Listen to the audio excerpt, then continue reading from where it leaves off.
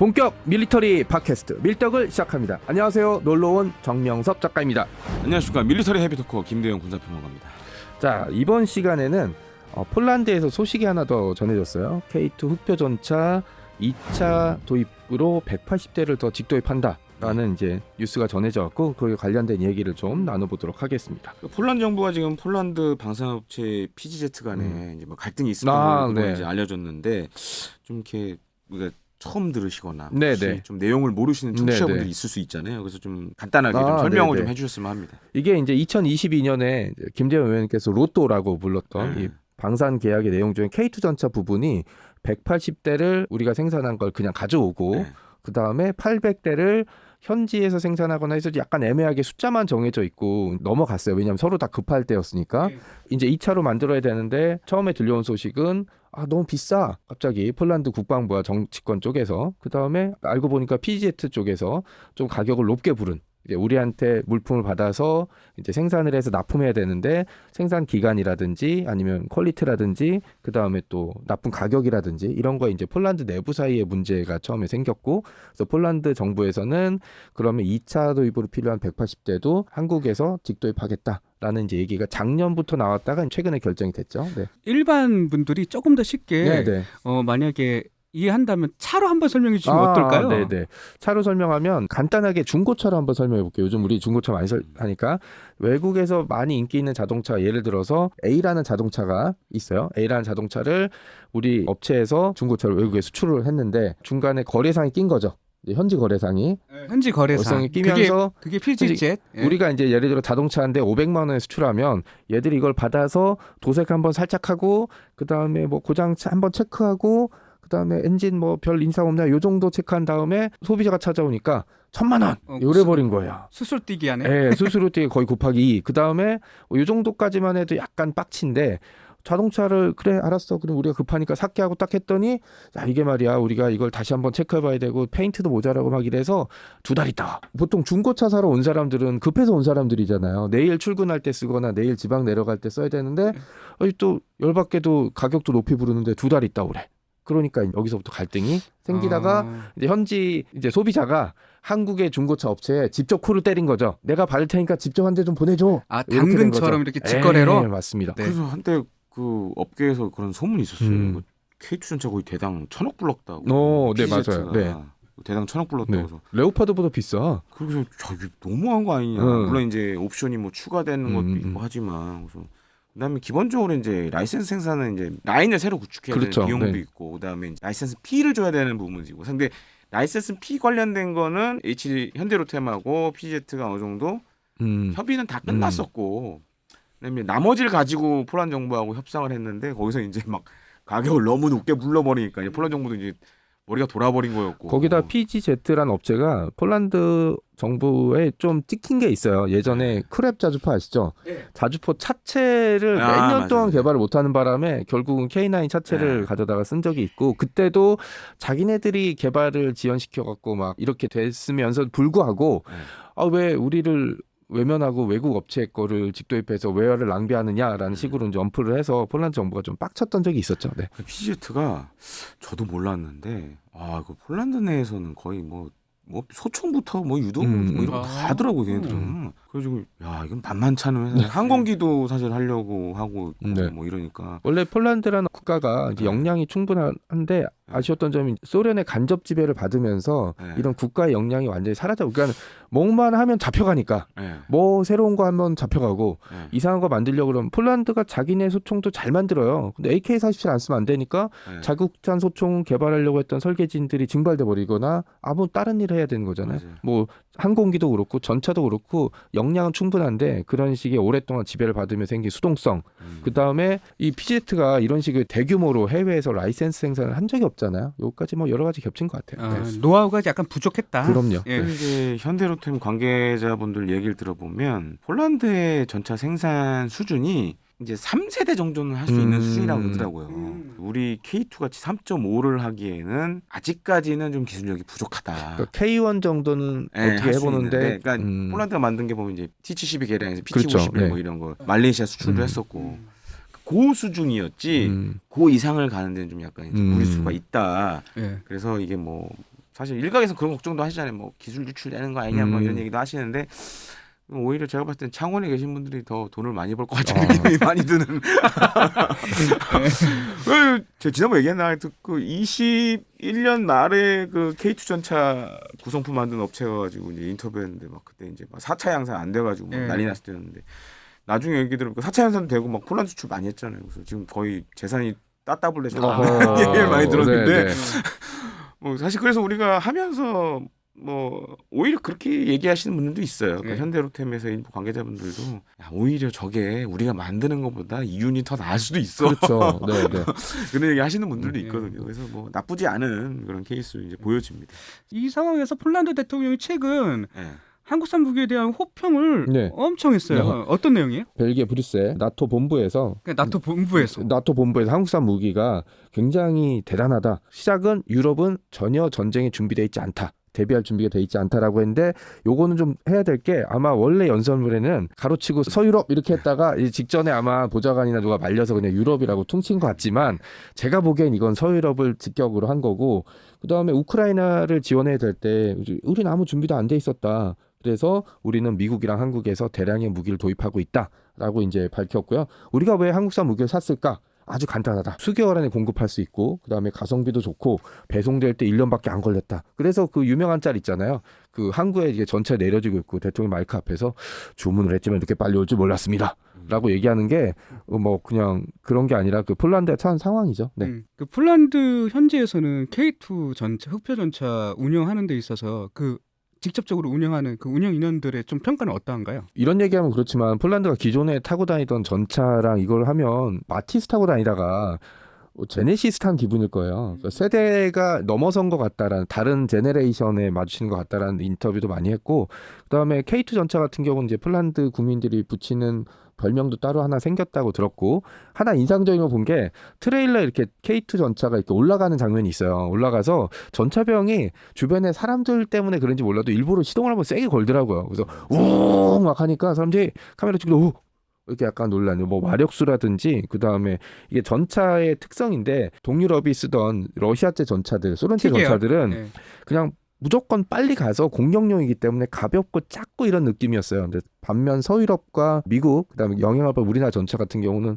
전차도 좀 크고 이것저것 다 달았잖아요. 뭐 중형 전차. 그러니까 보는 느낌이 아마 좀 다를 수도 있다라는 느낌이고 뭐 폴란드 국민들은 처음에 들어왔을 때 야, 미국제나 뭐 유럽제 써야지 막 이랬었는데 지금은 뭐 실제로 운영하는 장병들 이제 여러 장병들의 인터뷰도 보면 뭐 호평 일색이죠. 네. 거기다가 K2 전차가 동유럽, 중부유럽에서 먹히는 것 중에 하나가 K2제 잘 보시면 3명이잖아요. 네네. 조종수, 뭐 서수, 전차장. 기존에 T-72 맞아요. 운용하던 부대가 그냥 그대로 들어오면 돼요.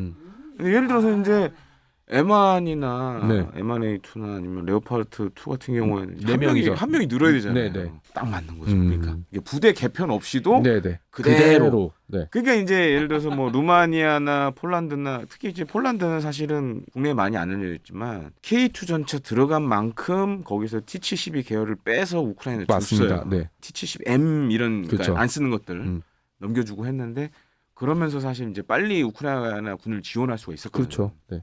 그게 아니었으면 폴란드도 그렇게 섣불리 전차를 못 지원했죠. 네. 그 이제 작년엔가 이제 쿠르스크로 8월에 이제 우크라이나군이 쳐들어갔을 때 그때 놀랬던 게 뭐였냐면 아니 폴란드군 T-72 전차가 왜 나타났지?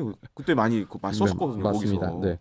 그게 그만큼 우리가 보낸 만큼 그게 이제 우크라이나로 지원이 됐고 이런 걸 본 주변 국가들은 아 역시 한국은 물건을 빨리 보내주는 제대로 만들어서 물론 그게 우리 군에 납품되어 있는 예정이었던 물건 중에 뭐 많았지만 그런 측면들은 여전히 우리가 좀 이제 강점으로 꼽히고 맞습니다. 그다음에 이제 중부 유럽 국가들은 여전히 과거 소련 T-72 계열 전차들 뭐 개량해서 쓰는 나라들도 있고 하니까 이런 나라들은 좀 자연스럽게 계속 K2 전차를 선호할 것 같아요. 그리고 이제 슬로바키아인지 슬로베니아인지가 하여튼 슬로바키아. 슬로바키아. 관심 있다고 네네. 얘기를 했으니까 이제 그런 것들은 어떻게 보면 우리에게도 이제 강점이 될 수 있는 맞습니다. 거죠. 예. 그럼 폴란드에서 어쨌든 급하게 들어갔잖아요. 네, 맞습니다. 네, 실질적으로는 K2PL이라는 그 폴란드가 요구하는 모델이 따로 있다고 하는데 우리의 K2와 어떤 차이점이 있는지 좀 알고 싶거든요. 예전에 어디였더라 전시회 때 그 모형을 우리 본 적 있잖아요. K2PL. 근데 그 기존에 알려져 있던 가장 큰 차이는 이제 전차 중량이 늘어야 되니까 이제 전차 바퀴 6개에서 7개로 늘린다. 그 다음에 방어 장치가 소프트킬, 그러니까 뭐 연막이라든지 이런 거에서 하드킬, 그러니까 트로피 시스템처럼 직접 이제 타격을 할 수 있는 뭐 이런 걸로 바뀐다 정도가 가장 큰 차이였는데 그때 전시회 갔을 때 K2PL이라고 했는데 그 전차 뒷면을 그물로 살짝 덮어놔서 전차 바퀴가 몇 개인지 몰라서 사실 그거 손으로 이렇게 치우고 싶은데 이게 건드리지 못했잖아요. 네, 그래서 한데 이제 폴란드도 최종적으로는 6륜형을 받아들인 게 뭐 시간도 없고. 그다음에 이제 그 우크라이나 전장에서 써보니까 전차 중량이 너무 무거우면 전쟁터에서 오히려 또 헤맬 수가 있는 지점들이 있어요. 뭐 그 비포장 이런 평야지대에서 뭐 옴짝달싹 못 산다든지, 그다음에 또 드론이 나타났기 때문에 한 군데서 오래 머물러 있지 못하는데 전차가 너무 무거우면은 기동하는데 좀 문제가 있고 뭐 여러 가지 문제점들이 있어서 톤수는 그러면 55톤에서 한 61톤 정도. 맞습니다. 왜냐하면 또 지금은 톤수가 좀 애매한 게 뭘 붙일지 모르거든요. 여기 트로피 시스템 뭐 4군데 붙이고 그다음에 폴란드에서 아마 자국산 기관총, 그러니까 무인 총탑을 자국산 정도로 교체하고 싶겠죠. 각종 장비들은 뭐 이런 거. 그다음에 최종적으로 제가 보기에는 한 몇 년 지나면 전차 포탑 위에 분명히 드론 발사 장치가 올라갈 거예요. 지금은 제머 정도 올라가 있겠지만 이런 것까지 하면 이제 톤수는 사실 어마어마하게 늘어났지만 뭐 너무 늘어나면은 뭐 기동에 문제가 있기 때문에 뭐 한 55톤에서 60톤 정도 뭐 이 정도로 이제 추정하고 있습니다. 네. 그래서 요거는 약간 이제 별개인데 네. 그 일산의 킨텍스에서 옛날에 그 지상군 관련 전시회 있었잖아요. 지상 관련 전시회가 이제 K2 전체 실물이 오잖아요. 네네. 근데 그런 전시하면 또 나타나시는 시민단체 네, 있죠. 그 방산 전시 반대하고. 그래서 그때도 이제 카이 다닐 때였는데 갑자기 이제 K2 전차가 그때 전시장 안에 있었으니까. 알아요. 네. 어떤 분이 올라가서 거기서 막 바이올린 키면서 막 반대 시위를 했었거든요. 근데 이제 그 전에는 한번 이제 아덱스 때 그렇게 올라가면서 그 앞에 이제 모형들을 깔아놨었는데 모형을 발로 빵 차가지고 그때 모형 하나에 되게 비싸요. 비싸죠. 천몇백만 원이에요. 그래서 그거 박살나가지고 민형사 소송 걸고 그랬었거든요. 근데 그때 갑자기 그 바이올린을 들고 그 위에 올라서 막 바이올린 키는 거예요. 그래서 반대한다고. 근데 그걸 모르는 사람들은 그냥 깜짝 연주한 줄 알고. 아, 현대로템이 저런 이벤트도 하네. 그래서 다들 야, 쟤네 홍보 잘한다. 낭만이 있어. 홍보 잘한다. 근데 나중에 알고 봤더니 그런 단체였던 거예요. 그리고 본의 아니게 제가 한번 몇 번 지난번에가 한번 그 저기 아이덱스 얘기했잖아요. 네네네. 중동 UAE 아이덱스 때도 어떤 일이었냐면 현대로템이 근데 한국관에 이제 하나 에어로스페이스, 카이, 이제 현대로템, 뭐 기아도 있고 다 있었는데 그때 우리 지금 이제 국방부 장관이 아이덱스에 왔었어요. 네네. 근데 거기 전시회에 있던 이제 대기업 업체들 같은 경우에는 그 생각을 못 한 거야. 그러니까 어떤 생각이냐면 보통 이제 VIP가 오면 전광판을 띄우잖아요. 네네. 예, 국방부 장관님의 땡땡땡 장관님의 방문을 환영합니다. 근데 현대로템 빼고 딴 데는 그 생각 못 한 거예요. 근데 갑자기 현대로템이 전광판에 그걸 띄우기 시작한 거야. 그러니까 다른 데가 사색이 돼가지고 야 이거 어떻게 해야 되냐. 그런데 그때 이제 국방부 출입기자들 같이 갔었거든요. 그래서 그때 이제 총평을 했죠. 역시 현대로템이 사회생활을 참 잘한다. 그래서 이제 그래서 이제 약간 이 K2 전차에 관련돼서 에피소드로 약간 이 두 개를 살짝 말씀드렸습니다. 이게 보여주는 게 그 K2PL 버전에 거의 비슷하게 사실 보여줄 거 아니에요. 그러면서 뭐 바이올린도 켜고 어울리긴 하네요. 전광판에 그러니까 올리고 PL 전에 그 노르웨이 수출형 NO 버전이죠. K2 NO가 사실은 PL에 거의 가까운 형상이었어요. 그러다 보니까 이제 폴란드 같은 경우에는 NO를 봤죠. NO는 사실 시제도 했으니까 국내에서 하고 뭐 폴란드 현지도 갔었고 그러다 보니까 폴란드가 이제 봤을 때 이걸로 가면 맞겠네라고 해서 적용된 게 사실은 저는 NO의 발정형이 PL로 사실은 보고 있습니다. 그러니까 모든 도전은 다 의미가 있다니까. 그러니까 K2PL 보면은 아까 뭐 중량도 증가되겠지만 뭐 방어력 강화, 그다음에 트로피 능동 방어 시스템 적용, 그다음 최신 포탄 운용 능력 개선하고 이스라엘 라팔과 협력해서 K2 능동 방어 시스템을 장착할 계획이다 이런 얘기도 있고 DM11 포탄 운영 이것도 한다. 그 프로그램 신관 입력 시스템 장착 예정 물론 다 예정이지만 이런 것들을 요구한다는 거잖아요 지금. 근데 지금 이제 일각에서도 들린 얘기는 PL 사양으로 안 할 수도 있다라는 얘기도 나와요. 그러니까 왜냐하면 지금 PL로 가면 이제 사실 돈이 지금 장난 아니기 때문에. 갑자기 옵션이 막 늘어나니까. 옵션이 너무 지금 사실 이 옵션만 나와도 거의 지금 현존하는 전차 중에 세계 최강이 돼버리는데 그러니까 폴란드 입장에서 이게 사실 부담이 될 수 있거든요. 맞죠. 재단 가격이 너무 올라가면 그럼 일단은 기본형 만들고 운영하다가, 추후에 네. 보면서 이제 업그레이드 하나씩 하면 되니까 이제 그런 얘기도 사실 들리고 있고 그래서 좀 계약 체결된 다음에 그 추이를 좀 봐야 될 것 같아요. 그러니까 물론 원하는 형상이긴 하지만 과연 그대로 갈지는 좀 봐야 될 것 같습니다. 사실 이렇게 폴란드로 그 전차들이 넘어가고 그다음에 수출을 하는 이유가 사실 러시아 우크라이나 전쟁이 가장 크잖아요. 근데 결정적이죠. 이게 본의 아니게 주요국들의 경쟁까지 또 심화시켰다고 저는 알고 있거든요. 맞습니다. 다른 국가들은 좀 어떻게 지금 진행이 되고 있는지 K2 흑표전차와의 비교를 하자면 어떨까요? 그러니까 뭐 K2 흑표전차 같은 경우 3.5세대 전차로 분류가 되고 있고요. 그러니까 향후는 이제 4세대 전차를 개발하겠다. 내지는 그냥 농담삼아 3.75세대라고 부르는 이제 전차들을 만들고 있는 국가들. 예전에는 그러니까 한 21세기 중반쯤에나 뭔가 형상이 나올 거라 그래서 뭐 전열화학 보건 뭐 맞아요. 위장 눈에 보이지 않는 위장 뭐 이런 걸 막 했다가 지금 전쟁이 막 벌어지니까 현실적인 걸로 됐잖아요. 가장 대표적인 게 독일과 프랑스가 손잡아서 만든 정확히는 탈레스와 이제 라인메탈이 참여해서 만든 KNDS라는 업체에서 제시하고 있는 MGCS 이제 유럽제 4세대 전차 사업이 있는데 이제 레오파드 2와 이제 르클레르 전차를 대체할 전차로 알려져 있거든요. 기존의 120mm보다 조금 더 큰 화폭, 그다음에 자동 장전 장치, 무인 포탑, 그다음에 뭐 하이브리드 엔진 정도. 근데 이거는 3.5세대에서도 한번 시도해 볼 만한 거기 때문에 이제 한번 눈여겨 볼 만한 지점들이고 네. 이탈리아도 있잖아요. 네, 이탈리아 같은 경우는 MGCS에 들어갈 줄 알았는데 라인메탈과 별도로 이제 손을 따로. 잡고 네, KF-51 판터라는 이 라인메탈에서 그 국가에서 주문받지 않고 이제 자체적으로 이제 만든 전차가 있어요. 380대 정도 조달 예정이라고 지금 들었고 맞습니다. 알고 있거든요. 그러니까 네. 뭐 이탈리아 같은 경우는 이탈리아랑 스페인 같은 경우는 또 독일이랑 프랑스 뒤에 있거든요. 네, 그러니까 약간은 좀 여유도 있는 거고 그다음에 MGCS가 원래 2040년쯤에 뭔가 시제품이 나올 거라고 했는데 또 이제 조별 과제잖아요. 2045년쯤이라고 돼 있기 때문에 개인적으로 MGCS는 깨질 것 같아요. 네, 그렇죠. 네, 독일과 프랑스가 손잡아서 뭐 잘 된 거 본 적이 그러니까 없어요. 이제 네. 독일이 아마 지금 뭐 저희가 지난 시간에 얘기도 했지만 이렇게 국방 예산을 많이 쓴다 그러면 굳이 프랑스랑 같이 그렇죠. 할 필요 없죠. 음. 그래서 뭐 레오파르트 3의 얘기가 요즘 나오는데 네네. KF-51도 잘 보시면 이제 주포로 아마 130mm로 네네. 갈 것 같아요. 아, 130mm. 130mm가 향후에는 이제 차세 전차의 기본이 그렇죠. 될 걸로 보여지고 그다음에 폴란드를 보면 좀 특이해요 지금 상황이. 폴란드가 보면 전차가 거의 2트랙이 아니라 3트랙으로 굴러가요. 기존에 이제 레오파르트 2도 있고 그다음에 K2 전차 있고 그다음에 MR-A2 계열도 네, 지금 하고 맞습니다. 있고. 옛날에는 독일이 진짜 서독 육군이 전차 네. 군단이었지만 지금은 오히려 폴란드 육군이 전차 군단이 돼가는 상황이 돼버렸거든요. 맞습니다. 그러니까 이제 이게 사실은 의미하는 바가 있어요. 없는 건 아니에요. 왜냐하면은 이제 폴란드군 입장에서는 미국과의 연합 훈련도 거의 고려해서 필요하죠.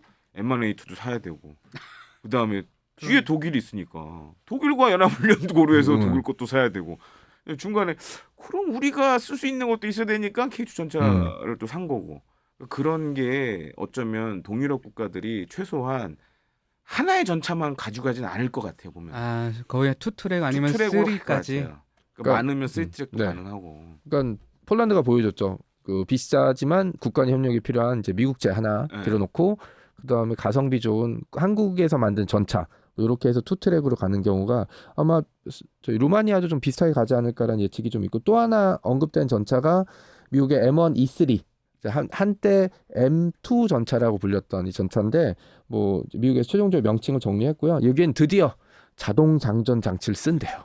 네, 4명을 탑승했던 걸 고집해서 빼고 중량을 좀 많이 줄이는 쪽으로 가고 있는 것 같아요. 아주 미군의 전통적인 것 같아요. 맞습니다. 네. 그러니까 미국도 요즘 미국군 전차 이 트렌드도 보면 옛날에는 굉장히 헤비하게 갔는데 그렇죠. 네. 지금은 굉장히 좀 줄이고 좀 스마트하게 네. 가려는 게 좀 강한 것 같아요. 역시 우크라이나 전쟁 영향인데 맞아요. 그 무거운 이제 서유럽제 전차들이 들어갔는데 제대로 진흙탕에서 기동 못하고 드론이 터져나가는 거 이제 보고 나서 미군의 M1 E3 전차 같은 경우는 제가 보기엔 뭐 성능을 다음 세대로 뛰어넘는다 이런 이거보다는 그냥 느낌은 그냥 중량을 줄이는 쪽으로 가는 게 이게 방향성인 것 같아요. 네.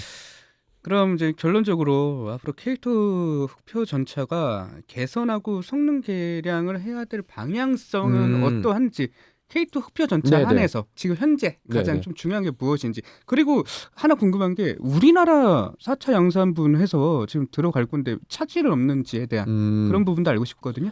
일단 K2 개량형 할 게 되게 많죠. 전쟁의 트렌드를 반영해야 될 것들이 되게 많아요. 특히 이제 드론 관련해서 드론 제밍 장치, 제머라고 부르잖아요. 이건 필수적으로 들어가야 될 것 같고, 그다음에 하드킬 시스템, 그다음에 에어컨 같은 것 좀 꼭 챙겨줬으면 좋겠고, 병사들이 전쟁터에서 최소한 편안하게 지내야 되니까.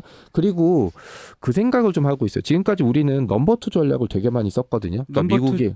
미국이 하면은 한번 따라해보고, 되게 좋잖아요. 시행착오도 좀 줄일 수 있고.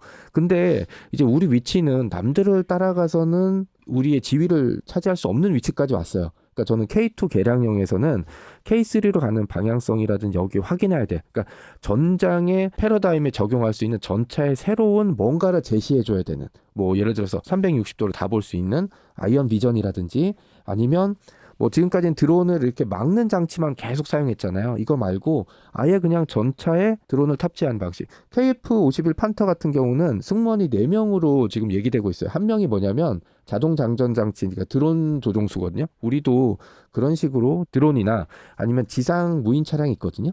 이런 차량들과 협동해서 할 수 있는 뭔가의 새로운 패러다임을 제시할 수 있는 게 우리한테 필요하다라고 생각합니다. 네. 그래서 저는 뭐 향후에 어떻게 보면 이제 창정비를 하면서 성능 개량해야 될 여지가 사실 그때 많이 할 수가 있거든요. 그래서 거기에 더해서 좀 시급하게 해야 될 게 뭐냐. 요새 보면 제가 육군에서 이렇게 K2 훈련하는 거 보면 조금 걱정이 되는 게 뭐냐면, 그러니까 우리가 M1A2 전차 잘 보시면 이제 피하 식별 관련된 장치들을 달고 다니잖아요. 네네. 근데 이제 한미 연합 훈련하는 예를 들어서 K1, A2 전차 이런 데는 좀 달려 있는데 이상하게 K2 전차는 그런 것도 안 달더라고요. 그래서 이제 전시에 대비해서 사실 그 핵심적인 장비이기도 하고, 또 한 가지로는 요즘은 이제 우리 군이 사실 이걸 잘 안 하는데 차량에 부착하는 위장망을 많이 써요. 이제 대표적인 사브의 이제 바라쿠다 위장망, 그렇죠. 이런 것들 네. 이제 잘 보시면 레오파르트 2 전차에 막 위장막을 붙이는 방식으로 어디 전개해서 위장막을 펼치는 게 아니라 그냥 아예 위장막을 붙여서 다니는 게 되게 많거든요. 그래서 생존성 향상을 위해서는 사실 이런 것도 지금은 우리가 이제 차후 성능 개량이 좀 고려를 해봐야 될 필요가 있고, 또 한 가지로는 지금 이제 뭐 4차 양산 같은 경우에는 뭐 정상적으로 잘 진행이 되고, 오죽하면 지금 현대로템 전차 라인 가동률이 뭐 100% 넘었다는 얘기가 있어요. 그 정도로 지금 뭐 풀로 돌아가고 있는 상황이라, 그래서 그런 측면에서는 뭐 굉장히 앞으로도 호재가 많을 것 같다. 예, 이렇게 보고 있습니다. 이번 시간에는 폴란드 K2 흑표 전차의 180대 직도입 수입 소식과 관련해서 차세대 전차 사업에 관한 얘기들을 좀 나눠봤습니다. 다음에 관련된 뉴스가 전해지면 한번 다뤄보도록 하겠습니다. 이번 시간은 여기서 마치도록 하겠습니다. 여러분 안녕히 계세요.